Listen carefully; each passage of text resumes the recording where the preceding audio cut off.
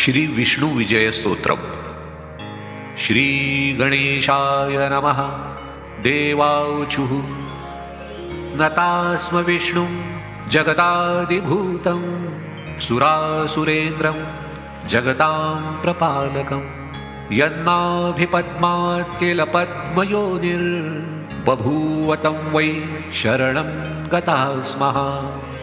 नमो नमो मत्स्यवपूर्धराय नमोऽस्तु ते कच्छपरूपधारिणे नमः प्रकूर्मश्च नृसिंहरूपिणे तथा पुनर्वामनरूपिणे नमः।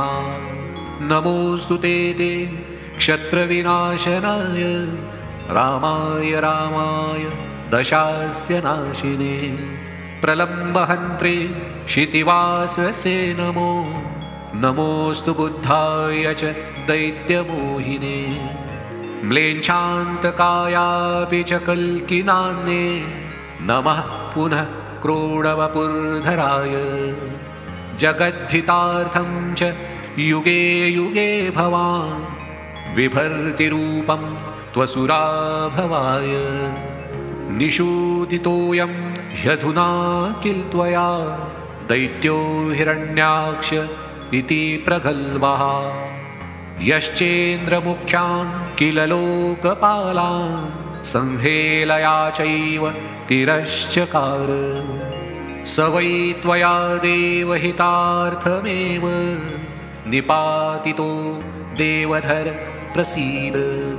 त्वमस्य विश्वस्य विसर्गकर्ता ब्राह्मेण रूपेण च देवदेव पाता त्वमेवास्य युगे युगे च रूपाणि धत्से सुमनोहराणि त्वमेव कालाग्निहरश्च भूत्वा विश्वं क्षयं नेष्यसि चान्तकाले अतो भवानेव च विश्वकारण न ते परं जीवमजीवमीश यत्किञ्च भूतं च भविष्यरूपं प्रवर्तमानं च तथैव रूपं सर्वं त्वमेवासि चराचराख्यं न भाति विश्वं त्वदृते च किञ्चित् अस्तीति नास्तीति च भेदनिष्ठं त्वय्येव भातं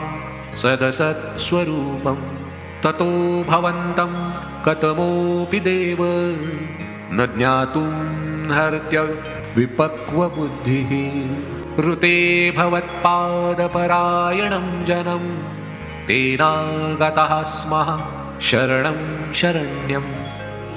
व्यास उवाच ततो विष्णुः प्रसन्नात्मा उवाच त्रिदिवौकसः तुष्टोऽस्मि देवा भद्रं वो युष्मत्स्तोत्रेण साम्प्रतं य इदं प्रपठेद्भक्त्या विजयस्तोत्रमादरात् न तस्य दुर्लभं देवास्त्रिषु लोकेषु किञ्चिन गवां शतसहस्रस्य सम्यक् दत्तस्य यत्फलं तत्फलं समवाप्नोति कीर्तनाच्छवणान्नरः सर्वकामप्रदं नित्यं देवदेवस्य कीर्तनम् अतः परं महाज्ञानं न भूतं न भविष्यति इति पद्मपुराणोक्तं विष्णुविजयस्तोत्रं सम्पूर्णम्।